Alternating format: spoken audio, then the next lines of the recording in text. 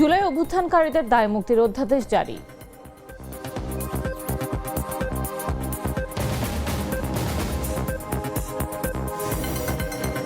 চানখারপুলে আনাস সহ ৬ হত্যা ৮ আসামির ভাগ্য নির্ধারণী রায় আজ।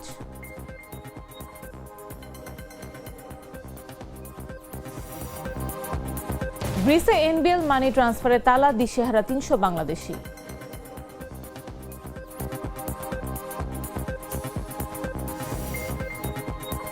ফিলিপাইনে প্রায় ৩৫০ যাত্রী নিয়ে ডুবে গেছে ফেরি।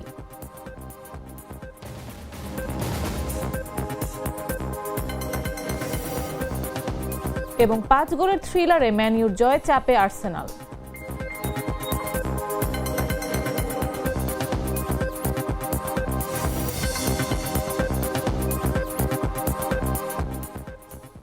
বেলা ১১টা নিউজে সবাইকে আমন্ত্রণ। সাথে আছে আমি নাফিস আব্দুল্লাহ।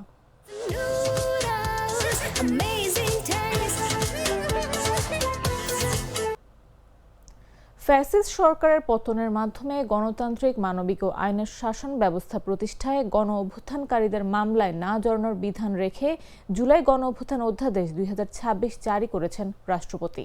রোববার রাতে আইন মন্ত্রণালয়ের লেজিসলেটিভ ও সংসদ বিষয়ক বিভাগ থেকে অধ্যাদেশের গেজেট জারি করা হয়েছে। জুলাই অভ্যুত্থানকালে রাজনৈতিক প্রতিরোধের উদ্দেশ্যে সংগঠিত কার্যাবলী থেকে জুলাই অভ্যুত্থানকারীদের দায় মুক্তি দেওয়া হয়েছে এই অধ্যাদেশের মাধ্যমে। এর আগে গত ১৫ জানুয়ারি উপদেষ্টা পরিষদ বৈঠকে অধ্যাদেশের খসড়া অনুমোদন দেওয়া হয়েছিল। অধ্যাদেশে বলা হয়েছে, জুলাই গণ অভ্যুত্থানে অংশগ্রহণের কারণে গণ অভ্যুত্থানকারীদের বিরুদ্ধে দায়ের করা সব দেওয়ানি বা ফৌজদারি মামলা, অভিযোগ বা কার্যধারা বিধান অনুযায়ী প্রত্যাহার করা হবে। এই বিষয়ে নতুন কোনো দেওয়ানি বা ফৌজদারি মামলা, অভিযোগ বা কার্যধারা গণ অভ্যুত্থানকারীদের বিরুদ্ধে দায়ের আইনত করা যাবে না। অধ্যাদেশে বলা হয়েছে, কোনো গণ অভ্যুত্থানকারীর বিরুদ্ধে জুলাই গণ অভ্যুত্থানকালে হত্যাকাণ্ড সংগঠনের অভিযোগ থাকলে তা মানবাধিকার কমিশনে দাখিল করা যাবে এবং কমিশন অভিযোগ তদন্তের ব্যবস্থা গ্রহণ করবে।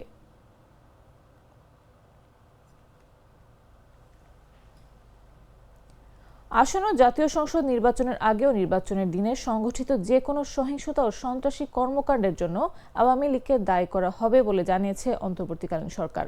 সম্প্রতি নয়াদিল্লিতে প্রকাশ্য অনুষ্ঠানে শেখ হাসিনা যে বক্তব্য দিয়েছেন, তাতে নির্বাচন বানচালের সহিংস ও সন্ত্রাসী কর্মকাণ্ডে জড়ানোর উস্কানি রয়েছে উল্লেখ করে উদ্বেগের কথাও জানিয়েছে ঢাকা। রোববার পররাষ্ট্র মন্ত্রণালয় এক সংবাদ বিজ্ঞপ্তিতে এসব তথ্য জানিয়েছে। শেখ হাসিনাকে নয়াদিল্লিতে প্রকাশ্য অনুষ্ঠানে বক্তব্য দেওয়ার সুযোগ দেওয়ায় গভীর বিস্ময় ও ক্ষোভ প্রকাশ করে সরকারের পক্ষ থেকে এটিকে সুপ্রতিবেশী সুলভ আচরণের পরিপন্থী বলে দাবি করা হয়েছে। অন্তর্বর্তী সরকার মনে করে, নয়াদিল্লিতে এই ধরনের অনুষ্ঠান আয়োজনের অনুমতি দেয়া আন্তঃরাষ্ট্র সম্পর্কের প্রচলিত নীতিমালা, সার্বভৌমত্বের প্রতি শ্রদ্ধা, অভ্যন্তরীণ বিষয়ে হস্তক্ষেপ না করা এবং সুপ্রতিসুলভ আচরণের পরিপন্থী। এটি বাংলাদেশের জনগণ ও সরকারের প্রতি একটি স্পষ্ট অবমাননা এবং ভবিষ্যৎ বাংলাদেশ ভারত সম্পর্কের জন্য একটি বিপজ্জনক দৃষ্টান্ত উল্লেখ করা হয় বিবৃতিতে।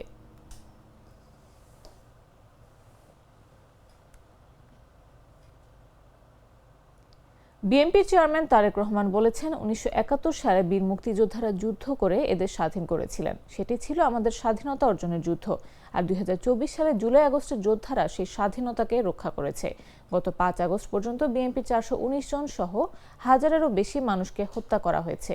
রোববার রাতে কুমিল্লা সদর দক্ষিণ উপজেলার সুয়াগাজী ফুলতলী মাঠে আয়োজিত বিশাল এক নির্বাচনী জনসভায় প্রধান অতিথির বক্তব্যে তিনি এসব কথা বলেন। তারেক রহমান বলেন, বিএনপি অতীতে সফলভাবে দেশ পরিচালনা করেছে। রাষ্ট্র পরিচালনার দীর্ঘ অভিজ্ঞতা থেকে আমরা জানি কিভাবে দুর্নীতি দমন করতে হয়, কিভাবে তরুণদের কর্মসংস্থান সৃষ্টি করতে হয় এবং মানুষের জীবনযাত্রা নিরাপদ করতে হয়।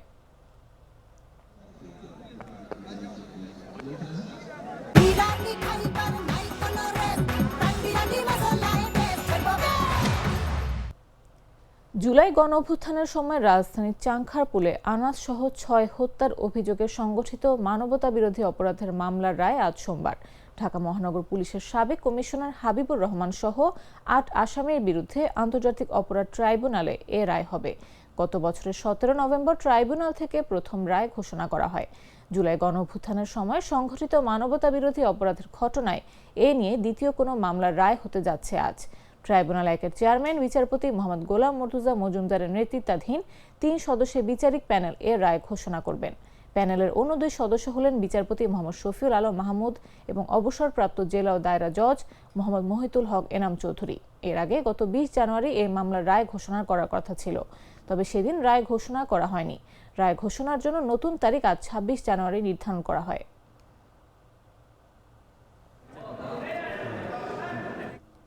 প্রবাস থেকে বিভিন্ন মানি ট্রান্সফার এজেন্সির মাধ্যমে দেশে রেমিটেন্স পাঠিয়ে পরিবার ও অর্থনীতির চাকা সচল রাখেন বাংলাদেশিরা।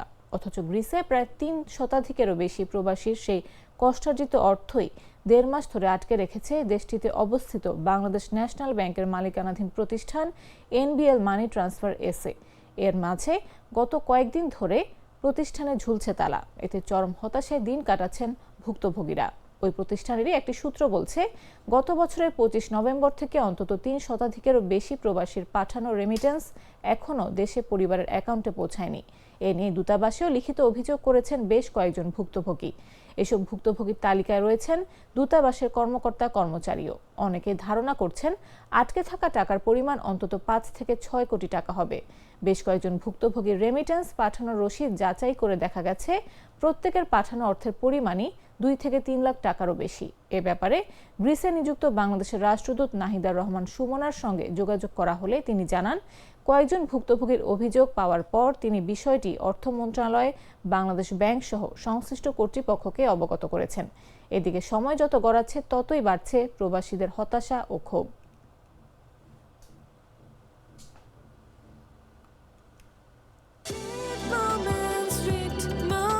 Treat chocolate. Treat moment. Sweet moment. জানাবো আন্তর্জাতিক সংবাদ।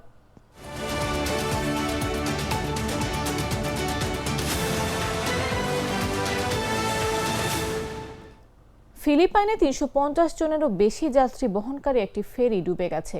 এই ঘটনায় কমপক্ষে 7 জন নিহত হয়েছে। কর্মকর্তারা জানিয়েছেন, দক্ষিণ ফিলিপাইনের বাসিলান প্রদেশের কাছে 350 জনেরও বেশি যাত্রী বহনকারী একটি ফেরি ডুবে গেছে। সোমবার মধ্যরাতের পর এই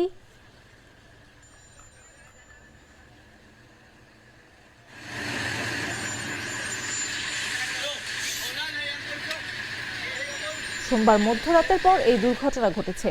যাত্রীবাহী জাহাজে এমভি ত্রিশা কার্স্টিন 3 বন্দর শহর জাম্বোয়াঙ্গা ছেড়ে দক্ষিণ সুলু প্রদেশের জোলো দ্বীপের কাছে যাচ্ছিল। ফিলিপাইনের উপকূলরক্ষী বাহিনী জানিয়েছে, ফেরিটিতে 332 যাত্রী এবং 27 জন ক্রু ছিল। দক্ষিণ মিন্দানাও জেলার কোস্টগার্ড কমান্ডার রুমেল দুয়া বিজেডবিবি রেডিওকে জানিয়েছেন, 215 জনকে উদ্ধার করা হয়েছে এবং 7 জনের মৃতদেহ উদ্ধার করা হয়েছে। এছাড়া নিখোঁজ আরও 144 জনকে উদ্ধারে অভিযান অব্যাহত রয়েছে।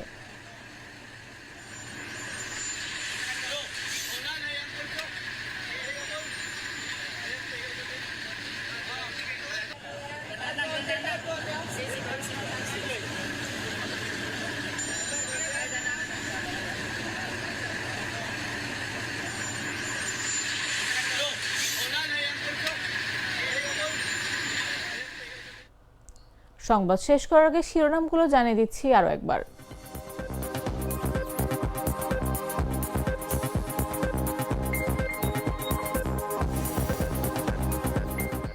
জুলাই অভ্যুত্থানকারীদের দায় মুক্তির অধ্যাদেশ জারি।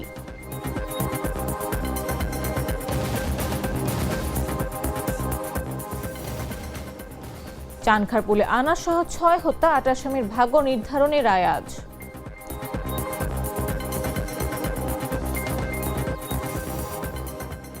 গ্রিসে এনবিএল মানি ট্রান্সফারে তালা, দিশেহারা 300 বাংলাদেশি।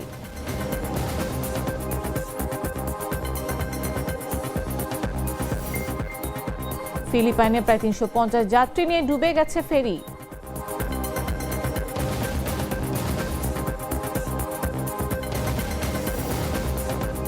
এবং 5 গোলের থ্রিলারে ম্যান ইউর জয় চাপে আর্সেনাল।